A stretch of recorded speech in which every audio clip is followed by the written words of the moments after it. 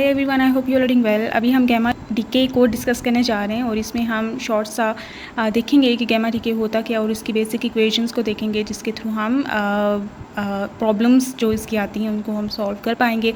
तो अभी हम इसकी डिस्क्रिप्शन देखेंगे और उसके बाद हम इसकी एक प्रॉब्लम देखेंगे और उसके अलावा जो मुझे इंपॉर्टेंट लगी प्रॉब्लम ऑन गैमा डीके और इसी तरह बीटा डीके पे मैं वो अपलोड करूँगी। So gamma decay is one of the radioactive decay is one of the type of radioactive decay। Radio spelling आपको आते हैं, प्लीज़ ठीक कर लीजिएगा। radioactive decays, one of the types of radioactive decays in which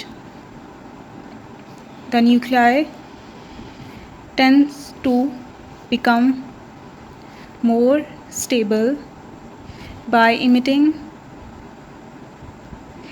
electromagnetic radiations of very high frequency, very near or even smaller, very near or even greater, क्योंकि हम frequency की बात करें, then X-rays when ये बात तो आपको समझ आ गई है ना कि it is one of the type of radioactive decay. दूसरे दो टाइप्स अल्फ़ा और बीटा डीके होते हैं जिनमें पार्टिकल इमिट होता है, लेकिन इस डीके में फोटोन इमिट होता है, इलेक्ट्रोमैग्नेटिक रेडिएशन, या फिर आप स्लैश में फोटोन्स भी लिख सकते हैं, जिनकी फ्रिक्वेंसी बहुत ज़्यादा होती है, बहुत इनर्जेटिक ये फोटोन्स होते हैं और इनकी एनर्जी नियरर या फिर इवन ग्रेटर होती है than X rays, and they have very high penetrating power, very high penetrating power, ये भी आप लिखें, penetrating power. Okay, so normally when nuclei are unstable when they are in nuclei are unstable when they are in excited states, so they tend to go to ground states by emitting alpha particle, beta particle or photons or gamma photons. When the excited energy of the nuclei is greater than the binding energy of nucleons, then alpha or beta particles are emitted, otherwise gamma photon लिख लें, is emitted। तो अगर हमारे पास यहाँ पे एक unstable nucleus है तो अनस्टेबल न्यूक्लियस के पास कुछ एक्स्ट्रा एनर्जी होती है, ठीक है, तो वो एक्स्ट्रा एनर्जी उसको निकालनी पड़ती है न्यूक्लियस से ताकि वो स्टेबल बन सके। अब वो एक्स्ट्रा एनर्जी अगर इनफ नहीं है कि अल्फ़ा पार्टिकल या बीटा पार्टिकल एमिट किए जा सकें या फिर इवन वो बने, क्योंकि उनको बनने के लिए न्यूक्लियॉन्स को जुदा करना पड़ेगा ना न्यूक्लियस से, ठीक है, और अगर इसके पास वो जो एक्स्ट्रा एनर्जी है वो इतनी है ही नहीं कि वो एक न्यूक्लियॉन को दूसरे न्यूक्लियॉन से जुदा कर सके, तो वो तो पार्टिकल को इमिट कर ही नहीं सकता, क्योंकि इस न्यूक्लियस के पास इतनी ताकत ही नहीं है कि एक पार्टिकल ये अपने से अलग कर सके, ठीक है। तो इन दैट केस जब न्यूक्लियस बेचारे गरीब हो जाते हैं तो ऐसे गरीब न्यूक्लियस जो हैं वो स्टेबिलिटी को अचीव करते हैं फोटोन को इमिट करके, ठीक है। तो यहाँ पे हमने वही बात की है कि जब एक्साइटेड एनर्जी न्यूक्लियस की ग्रेटर होती है दैन द बाइंडिंग एनर्जी, अगर बाइंडिंग एनर्जी से ग्रेटर है न्यूक्लियस की जो सरप्लस एनर्जी है या extra energy, then particle emit होगा, ठीक है, पहली प्रायोरिटी पे पार्टिकल इमिट होगा। लेकिन अगर कम है then otherwise gamma particle emit होगा। अगर एक्साइटेड एनर्जी कम है न्यूक्लियस की then the binding energy of the nucleons, अगर न्यूक्लियॉन को वो जुदा नहीं कर सकता तो वो जो है बस जो गरीब फोटोन है उसको इमिट कर देगा, ठीक है, और स्टेबिलिटी को अचीव कर देगा। तो यहाँ पे हमने इन जनरल देखा कि गैमा डीके होता क्या है, इलेक्ट्रोमैग्नेटिक रेडिएशन का एमिट होना। उसकी खसूसियत क्या है, फ्रिक्वेंसी बहुत ज़्यादा उसकी होती है, एनर्जी बहुत ज़्यादा होती है और हाई पेनिट्रेटिंग पावर होती है और एक्सरे से मुमासलत रखती है और उससे भी ग्रेटर इन एनर्जी होती है। और अनस्टेबल न्यूक्लियाई होते हैं एक्साइटेड स्टेट्स में जब वो होते हैं और वो एमिशन करते हैं अल्फ़ा बीटा या गैमा डीके की। और गैमा डीके कब होता है, जब न्यूक्लियाई के पास जो एक्साइटेड एनर्जी है वो लेस हो than the binding energy of the nucleons. जब न्यूक्लियस के पास इतनी ताकत ना हो कि वो पार्टिकल को इमिट कर सके तो उन सेकंड प्रायोरिटी गैमा डीके हो जाता है। ठीक है, सो ये यहाँ तक हमने देखा। अब हम इसके बारे में कुछ काइनेमेटिक्स इसकी देखते हैं, कुछ इसकी इक्वेशंस के बारे में देखते हैं, क्यू वैल्यू वगैरह को डिस्कस करते हैं और इसके बाद हम इसका प्रॉब्लम करते हैं। तो अभी हम गैमा डीके की डीके इक्वेशन लिख सकते हैं कि लेट्स से ये एक न्यूक्लियाई है जो कि एक्साइटेड स्टेट में है, तो उसे ए स्टार से रिप्रेजेंट करते हैं या फिर ए के यहाँ पे एम को भी रिप्रेजेंट कर देते होते हैं। तो इट डिपेंड्स। और इसका let's say atomic mass number जो है वो ए है और इसका एटॉमिक नंबर जी है। तो ये फिर डिके करता है, गैमा डिके करता है और चेंज हो जाता है इनटू ग्राउंड स्टेट। ठीक है, और इसका एटॉमिक नंबर और मास नंबर सेम ही रहता है। और इसमें गैमा पार्टिकल, यहाँ पे गैमा लिख दिया इस वजह से, यहाँ पे नहीं लिखा, वैसे यहाँ पे लिख दें ऐसे, यहाँ पे लिख दें गैमा डिके। ठीक है, ये गैमा फोटोन इमिट हुआ और ये इसका एटॉमिक नंबर और मास नंबर सेम रहता है क्योंकि कोई पार्टिकल तो इमिट नहीं हुआ ना। तो आप ये गैमा डिके की इक्वेशन लिख सकते हैं। अभी हम देखने जा रहे हैं kinematics of gamma decay. Kinematics of gamma decay में हम देखेंगे कि किस तरह से एनर्जी कंजर्वेशन लॉ यूज़ करते हुए हम एनर्जीज़ फाइंड आउट कर सकते हैं, इनकी मोमेंटम कंजर्वेशन लॉ यूज़ करते हुए। तो कुछ फार्मूलाज देखेंगे, बहुत इजी सी फार्मूला है, इसका इतना कॉम्प्लेक्स नहीं है। गैमा डिके का जो energy conservation, momentum conservation type की चीज़ें इसमें, और इन्हीं को यूज़ करते हुए आगे एक प्रॉब्लम आएगी, वो भी हम करेंगे। इसके अलावा मुझे जो अच्छी लगी प्रॉब्लम्स वो मैं करवा दूँगी। तो इन गैमा डिके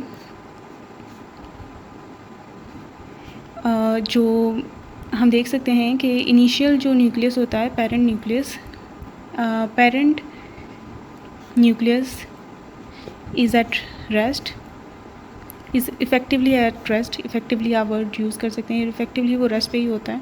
ठीक है, और उसके अलावा कोई और इसका हिस्सेदार नहीं होता। लाइक ये अकेला ही है इधर इस साइड पे, is at rest and it डिसइंटीग्रेट्स into a daughter nucleus and a gamma photon। ठीक हो गया, ये हमने इस इक्वेशन को लिखा है कि पेरेंट न्यूक्लियस डिसइंटीग्रेट कर जाता है डॉटर न्यूक्लियस में, गैमा फोटोन में। एंड क्यू वैल्यू क्या होती है, जो सरप्लस एनर्जी होती है, is distributed among the daughter nucleus and gamma photon. ये पहले भी जो अल्फ़ा डिकेज़ में भी होता रहा है, बीटा डिकेज़ में भी होता रहा है कि एनर्जी इन दोनों पे ही डिस्ट्रीब्यूट होगी, काइनेटिक एनर्जी जो होती है। ठीक हो गया, तो एनर्जेटिकली हम इस चीज़ को कैसे लिख सकते हैं कि जो क्यू वैल्यू है, क्यू वैल्यू गैमा डिके की, उसमें ये हम गैमा लिख देते होते हैं, दैट इज़ इक्वल्स टू जो फाइनल जो प्रोडक्ट्स हैं उनकी जो टोटल एनर्जी माइनस जो इनिशियल प्रोडक्ट हैं उनकी टोटल एनर्जी में जो फ़र्क आता है ना, उसको हम क्यू वैल्यू कहते होते हैं। और ये इक्वल होगी गैमा फोटोन की एनर्जी प्लस डॉटर न्यूक्लियस की एनर्जी। ठीक है, तो इसको हम इकट्ठा लिख देते हैं, Q of gamma equals energy of daughter nucleus, kinetic energy of daughter nucleus plus kinetic energy of gamma photon. ठीक हो गया, तो ये हम इसको इक्वेशन 1 का नाम दे देते हैं। ओके, तो इसके अलावा नाउ लीनियर मोमेंटम कंजर्वेशन हम यूज़ करते हैं। लीनियर मोमेंटम कंजर्वेशन गिव्स जो इनिशियल प्रोडक्ट, बिफोर रिएक्शन जो है, बिफोर डिसइंटीग्रेशन पेरेंट न्यूक्लियस है और उसका मोमेंटम है 0। ठीक है, और आफ्टर जो है वो हमारे पास आता है डॉटर न्यूक्लियस, उसका momentum let's say P D है और जो गैमा फोटोन है उसका momentum let's say P gamma है। तो इनिशियल मोमेंटम 0 है क्योंकि पेरेंट न्यूक्लियस रेस्ट पे था और ये दोनों का मोमेंटम हमने यहाँ पे लिख दिया है। तो अगर हम पी डी निकालना चाहिए वो क्या हो जाएगा, माइनस पी गैमा हो जाएगा। ठीक हो गया, और अब ये इसमें जो इसे इक्वेशन 2 का नाम देते हैं। अब जो होता है फोटोन होता है उसकी एनर्जी अगर आप यहाँ से लिखना चाहें ना, तो ये रिलेटिविस्टिक फार्मूला हमारे पास ये होता है m²c4। ये रेस्ट मास एनर्जी होती है और क्योंकि फ़ोटोन की रेस्ट मास 0 होता है तो इसको 0 आप पुट करें तो आपके पास आता है ई square equals P square C square. तो ये जो ई है इक्वल आता है पी सी, ये गैमा के लिए, मतलब जो वो है क्या उसे कहते हैं, फ़ोटोन के लिए, ठीक है, ये फ़ोटोन के लिए हम लिख रहे हैं।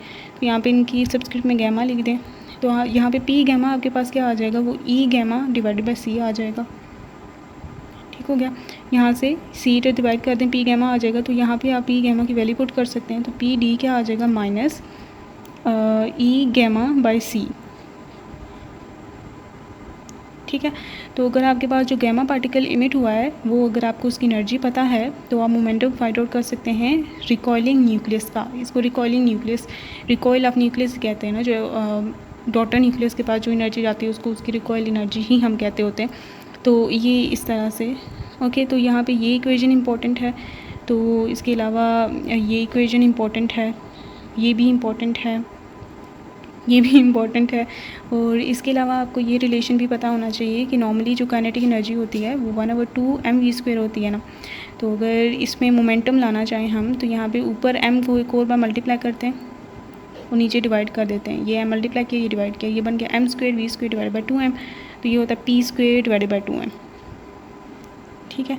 तो अगर आपके पास डॉटर न्यूक्लियस का ये है ना पी डी है जो कि है, अगर डी डी लागे डॉटर के लिए हम लिखना चाहें तो अगर डॉटर न्यूक्लियस का मोमेंटम आपके पास गिवन है तो आप उसकी एनर्जी फाइंड आउट कर सकते हैं। ये मैथ ऑफ डॉटर न्यूक्लियस, ठीक है, ये आगे प्रॉब्लम में यूज़ होगा इसलिए मैं यहाँ पे ही बता रही हूँ। तो पी डी हमने क्या निकाला था, माइनस ई गैमा बाय सी, इसका स्क्वायर लें डिवाइडेड बाई 2m करें। तो यहाँ पे ई गैमा का square divided by C square 2m और इसी सब्सक्रिप्ट में डी। तो ये आपके पास डॉटर न्यूक्लियस की एनर्जी आ जाती है। ठीक है। तो ये भी एक तरह की फॉर्म है, तो आप डिफरेंट फॉर्म्स को ला सकते हैं। तो हेंस ये इसके इंपॉर्टेंट फार्मूलाज हैं। अब आगे हम इसकी प्रॉब्लम करते हैं। जो ई डी है ये, इसको हम recoil energy of daughter nucleus भी कहते हैं, तो जो क्यू वैल्यू है वो गैमा फोटोन की पास सिर्फ नहीं जाती बल्कि डॉटर न्यूक्लियस के पास भी जाती है, लेकिन ये एनर्जी फ्यू इलेक्ट्रॉन वोल्ट से होती है, जबकि मेजर जो कंट्रीब्यूशन है ना वो गैमा फोटोन की तरफ ही जाता है। तो लेकिन ये रिकॉइल होता है। तो इस रिकॉइल को इस डिके को रिकॉइल लेस बनाने के लिए, मींस इस चीज़ को ये इंड्यूस करने के लिए कि डॉटर न्यूक्लियस के पास कोई एनर्जी ना जाए और सारी की सारी एनर्जी गैमा फोटोन के पास जाए, तो रिकॉइल लेस गैमा डिके को प्रोड्यूस किया जा सकता है। और ये किया जाता है लैटिस में कुछ ऐसी सेटिंग करके, और इसको मॉसबर इफ़ेक्ट कहते होते हैं। ठीक है।